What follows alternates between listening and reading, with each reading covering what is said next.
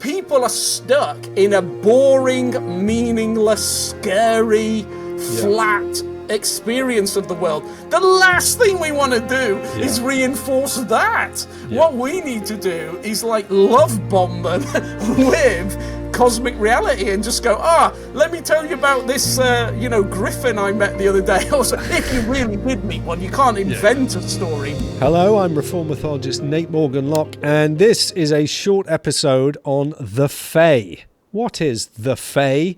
Paul Blackham with an answer. Come on. Yeah, the Fae. That's like, it's sometimes spelled F-A-E, F-E-Y. There's different spellings, or furry and so on. What that is, it's a category of unseen. So we're happy with unseen, like angels and different kinds of angels, and then demons and devils and things like that, and they belong on a much lower level of being, but they're unseen too, by and large. I think demons are mostly unseen, but angels in the Bible sometimes they're seen. But then there's more unseen creatures than that, and there are the Bible mentions, particularly if you have the Septuagint, which was an old Greek translation of the Hebrew Scriptures done in about 300 BC.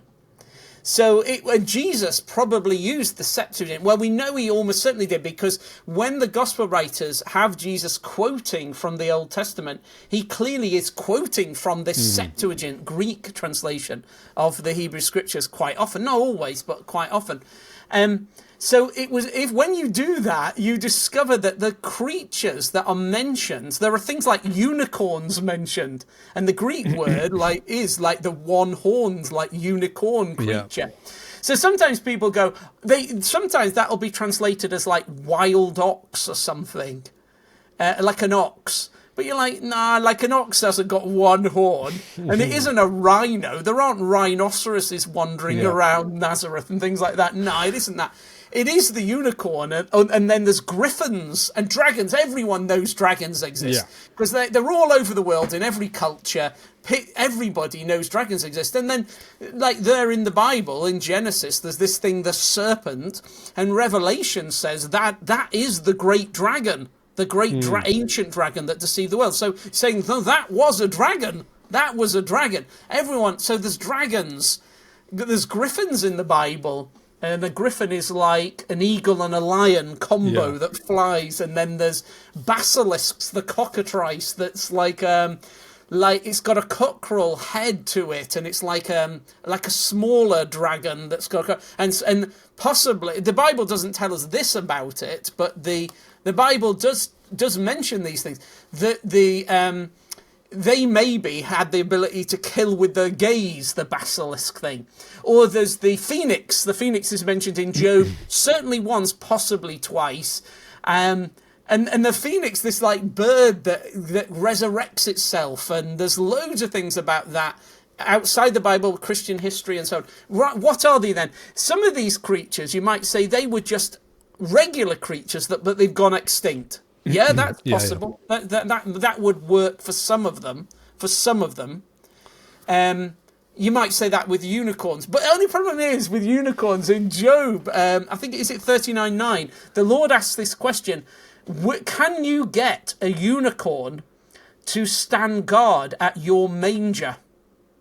Which is a very weird question to ask Job. And Job's like, I don't know, I've never really thought about it, to be honest. But it's, of course, the reason that's such an electric verse from possibly the oldest book of the Bible, will the unicorn stand guard at your manger? We know what he's talking about. And that's why, in my mind, there was a unicorn present at the birth of Jesus. Because he's saying, I can get a unicorn to roll up at my manger. So a unicorn, they say, and I know loads of people like, oh, unicorns are brilliant, like rainbows and things. I don't know if that is what a unicorn's quite like, the My Little Pony thing. Though My Little Pony is a very serious, deep, lore-driven universe.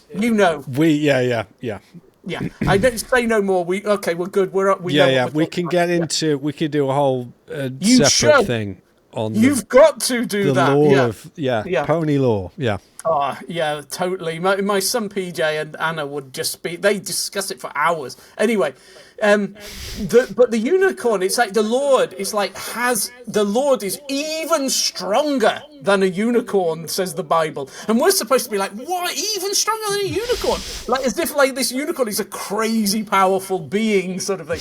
The phoenix and all that. So where do they fit in the Christ-centered cosmic civilization? One, I think it is because they maybe they've gone extinct and why don't we see them?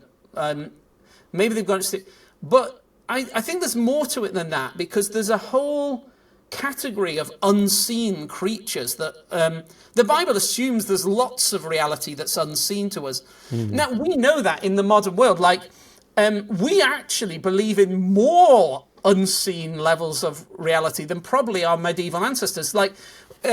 If I look around me now, I genuinely believe there are tons of unseen creatures on every surface on my hand, even in my gut. Yeah. And I can't see them, but I really believe they are there. And that if I have the correct equipment or use the correct rituals, I could make them visible by if I really believe there's some here, and I'll take a swab and then get a Petri dish that I've carefully prepared with gel using my alchemy.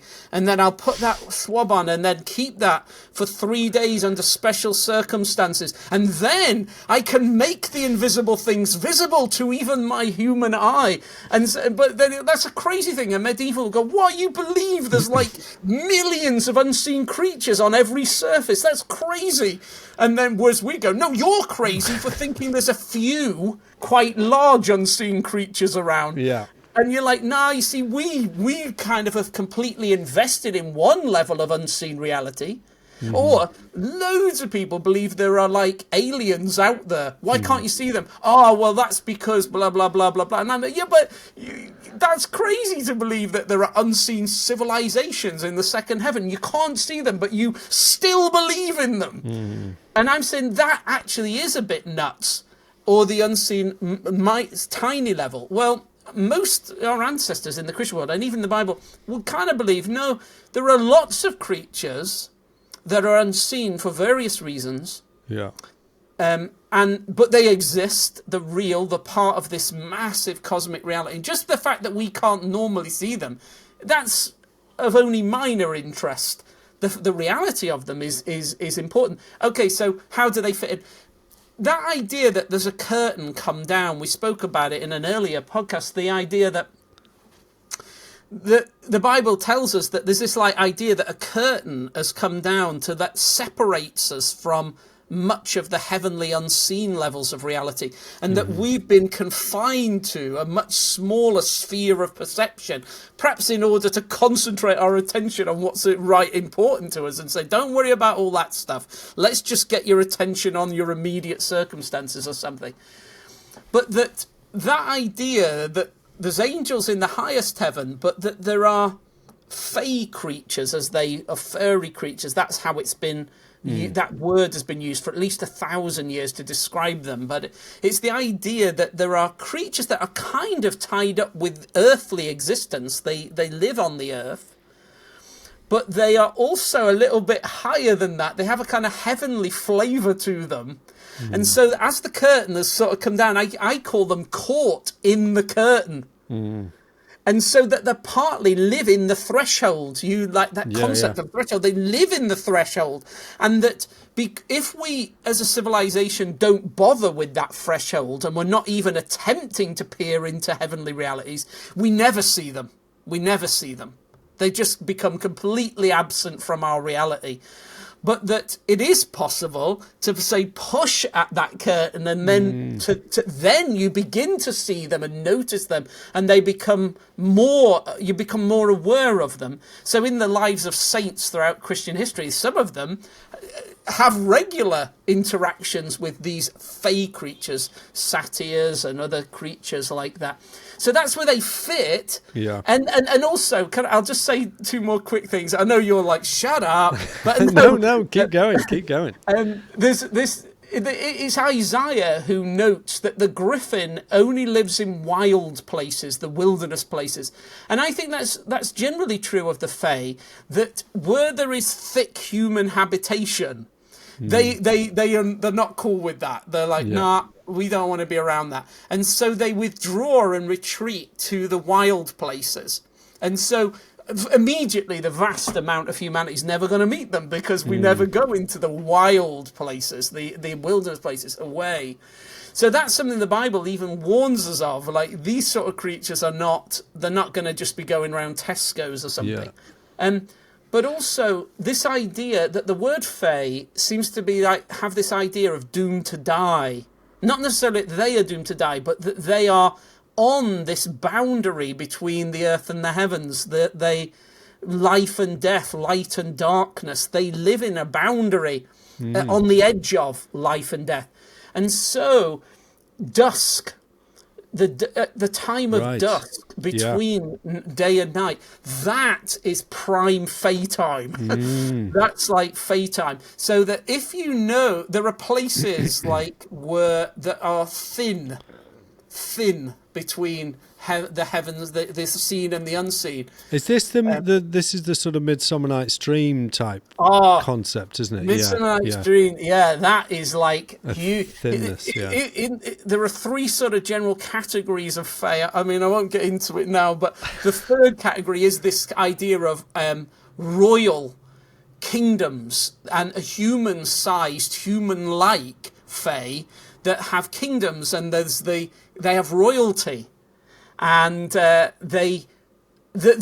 Shakespeare's all over that, and that idea that who are those two people who is it Lysander and somebody, and they run away into the wild places, into the deep forest, and because they've gone into the deep forest, and then they're at this boundary place and beyond, and then the time of the dusk and so on, then they become into the perception of the Fey realm, and then all that happens. But that idea that the dusk, if you're in a thin place where the boundary is thin, and at the time of dusk where the time it's a boundary of time between light and darkness, that is the maximum time for encountering the Fey. So I want to get on to some of the reasons why maybe people don't appreciate having these conversations. Some people get very nervous and they get very clenched, and they're all sort of anxious about having these conversations. But is part of the challenge that someone like J.R.R. Tolkien, when he writes, this magnum opus of the stories of Middle-earth, that because he's categorized his hobbits and elves and orcs and so on, that which includes so many kind of connections with what you're describing as a real creatures that are simply sort of unseen by most of the people most of the time, that because we know that, Tolkien wasn't claiming to write a real history of the UK, he's sort of saying that I'm writing something fictional, that therefore the relationship between, has this fantasy creature been made up by someone, or is this a fantasy creature that's been genuinely discovered by someone? Is that part of the challenge we face? Yeah. So the idea that there's a nervousness of infecting facts with fiction, something like that. Are you saying that? Yeah, just that. What can we all agree on, and what stuff is not going to rock the boat too much? What's not going to fly in terms of. There's a lot of nervousness, particularly in modern evangelicalism, less so now than when I was younger, of being credible. We want to be credible and taken seriously. Well, that didn't work, did it? We are a lunatic fringe that are laughed at by everybody, even ourselves. So that massive project that ran from really like most of the 20th century, we must be taken seriously, we must appear credible. That led to us as total defeat, total like marginalization, total loss of the culture. It was a ludicrously bad strategy. But the Bible actually warns us, don't do that. Right. Don't attempt to be credible, because by whatever canon of credibility, it will not be the Christ. In order to, like, I think it was, I think it was Bart who said something like, do we desire a test as to whether we've spoken correctly of the gospel? Well, if we haven't upset people at the most sensitive spot, we haven't done it. Right. And I love that. I used to have that up as a poster, because it was as if he's saying, if people go, yeah, I hear what you're saying, that makes a lot of sense, that fits very much with the way I see the world, that's catastrophically bad, because as we've just said, the whole unbelieving world is shut off from cosmic reality, does not know and love and worship the divine emperor, is not aware of angels and all the rest of it. So if I can create a version of Christian truth or an account of the Bible that person will go, yeah, I like that, it fits my world, that's rubbish, that's catastrophic. So I think, like, our ancestors almost took the exact opposite strategy. They were like, no, like, people are stuck in a boring, meaningless, scary, flat experience of the world. The last thing we want to do is reinforce that. What we need to do is, like, love bomb them with cosmic reality and just go, let me tell you about this, griffin I met the other day. Also, if you really did meet one, you can't invent a story. But it's like, don't edit those things out of the Bible. The King James Version leaves them in. I think the New Living Translation actually keeps some of them in as well. But many modern translations are embarrassed, so they just put ox or crocodile or hippo, and so now the Bible's just boring. No, it's not. That in itself doesn't make the Bible boring, but it's a way of, like, I'm embarrassed because the people in the Bible believe in miracles and magic and wonder, and they believe the universe is absolutely massive and amazing, and that there are angels constantly around, and anything can happen. We know that isn't true. It's just nothing. Nothing's going to happen. Just believe the facts. And you go, but what are the facts? I think these are facts. So I think, like, what we need to do is retrace our steps and just don't be embarrassed about the fact that in the Bible, like, you can have a prophet's bones that bring someone back to life.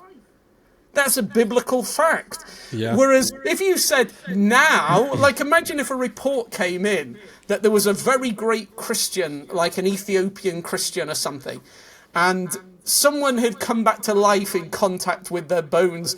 I know there'd be like the sense of, that's absolutely ridiculous. No, I totally categorically, but you say you can't categorically disbelieve that if you are a Bible person. You might say, oh, that's fascinating, I'd like to know more about it. Why not? Of course I would. I'd like to go and visit it. But you can't categorically be against that.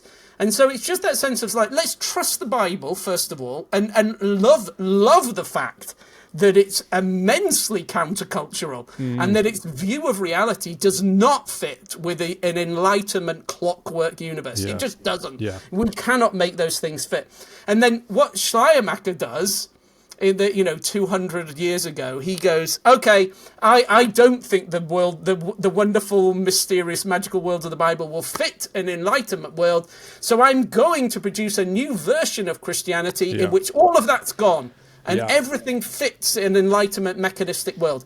And then Bultmann does it again in the 20th century. He says, right, I'm going to demythologize the Bible. I'm going to get rid of all that stuff and reduce it to psychological categories and things that people can cope with. I mean, my criticism of Jordan Peterson is he does that.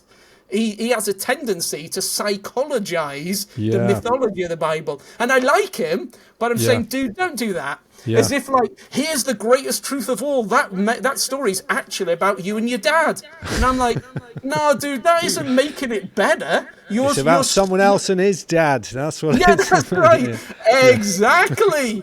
You're selling it short, mate. So yeah, what I'm saying is, when Christians get panicked, wait, the Bible isn't saying anything wonderful and magical and mysterious and mind-blowing. It's all completely compatible with a normal everyday life. No, it isn't.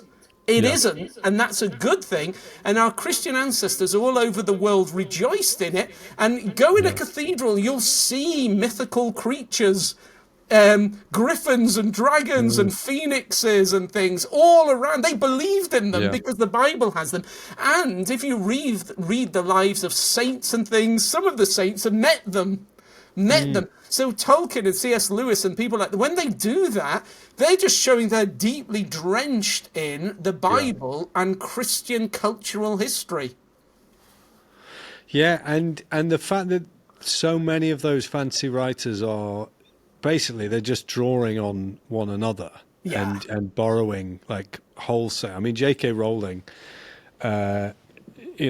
almost every single piece of lore and world building from Harry Potter is directly taken. You could almost, it should come with a reading list of, this is where she got all her ideas from. And just that sense that people are being sold short when they're given this empty, like, clockwork world that just so happens to have a God who made it, and at one point he sent his son to do a salvation thing, and then because it misses so much of what the Bible is saying about reality, and as you it hits us in, it's like the coronation of King Charles earlier, in that, there's the coronation sword. Do you know about the coronation sword? And it's called... Was that the one that Penny Mordaunt was holding? That's right. Okay, so that is a very ancient sword, and it's got a name. This is like something out of a fantasy novel, but it's real. That sword is called Curtana. It's actually named sword, and it's called Curtana. It's not like of Excalibur. Like King Arthur's got Excalibur. This Which one isn't the sword in the stone, is it? That's a separate sword. Exactly. That's a different thing. Yeah, I'd love to do Arthur one time. We are obsessed with that stuff. But Katana, that's called Katana. Do you know who made it? Katana.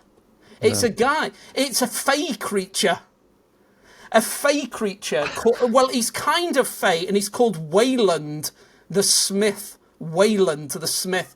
Yeah. And he goes back for hundreds, like more than 1,000 years. People talk about this smith called Wayland, and he's kind of part of the Fey world.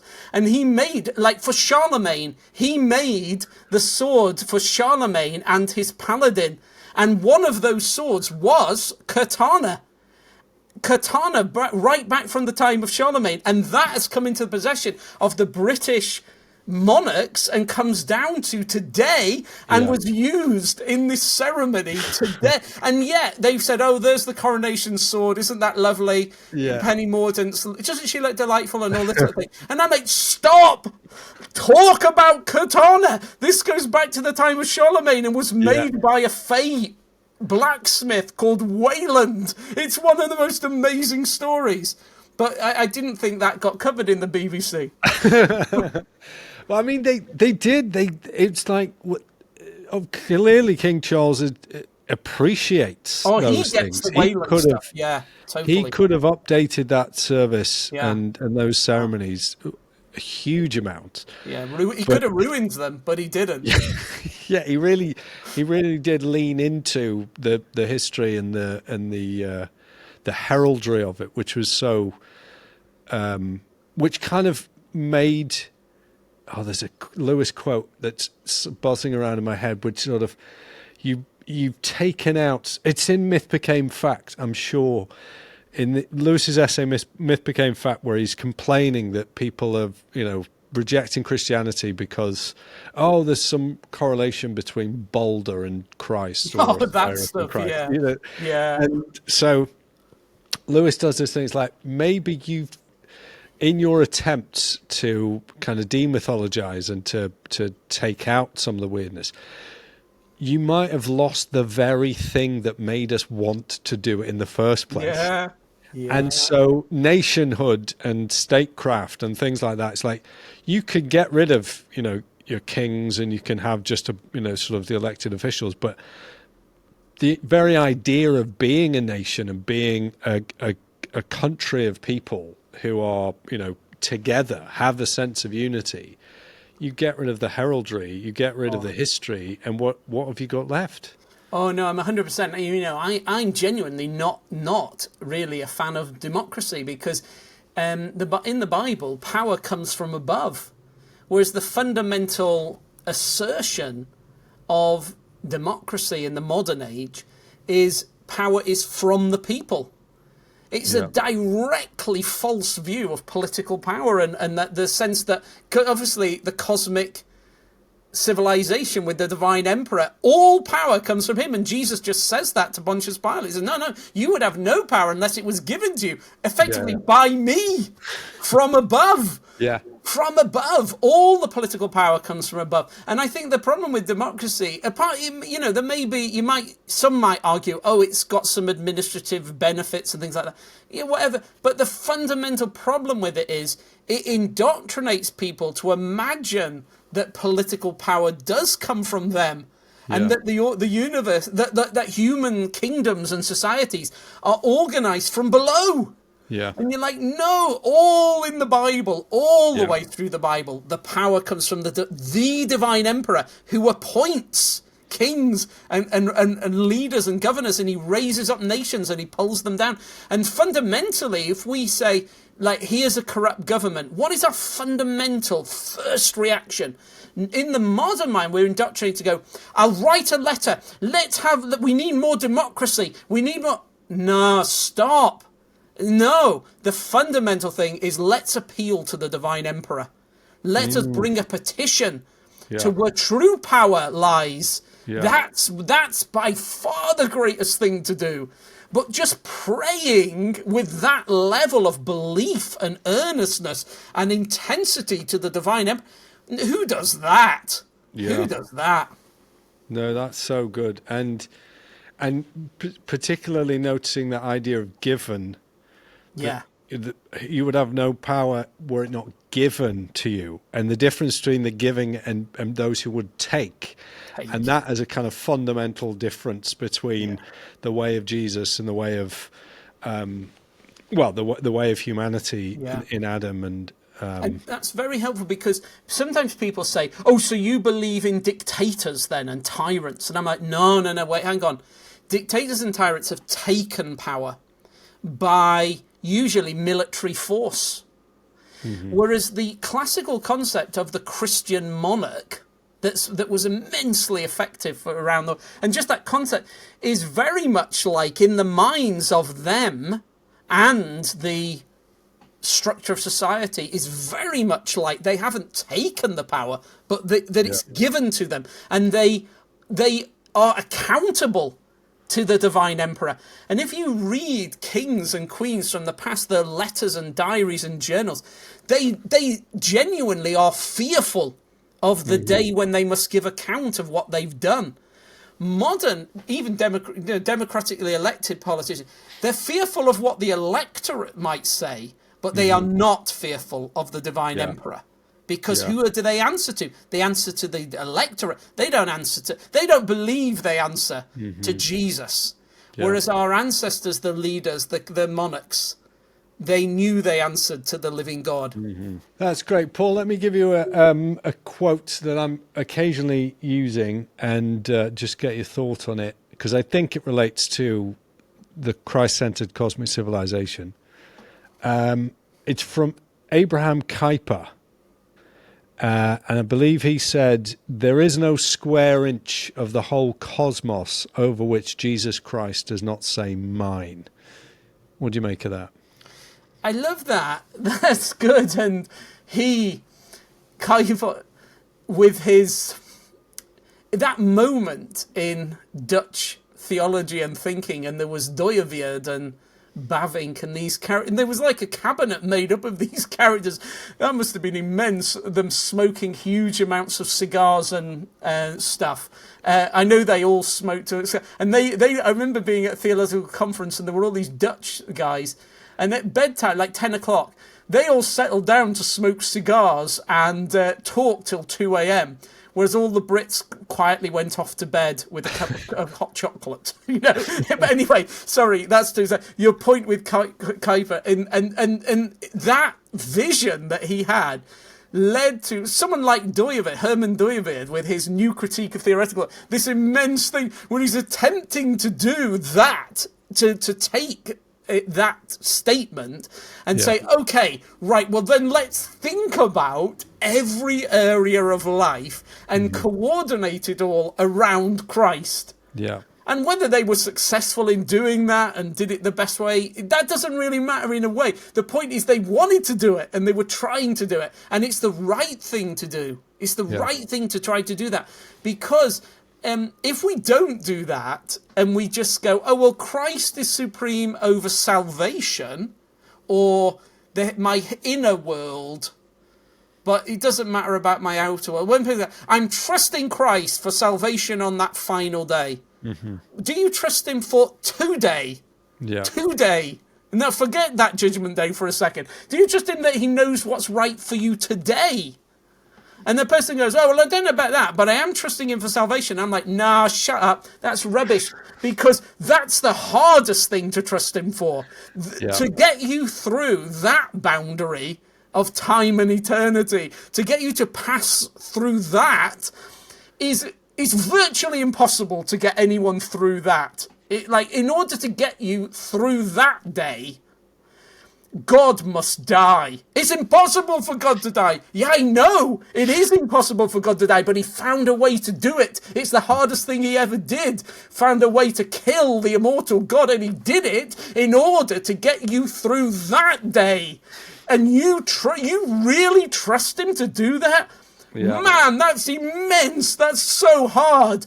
It's easy to trust him that he knows what's the thing to do today. So I know whether I trust him for that by whether I can do the easier thing of trusting him about how to handle food and clothes and money and relationships. That stuff's easy to trust, surely.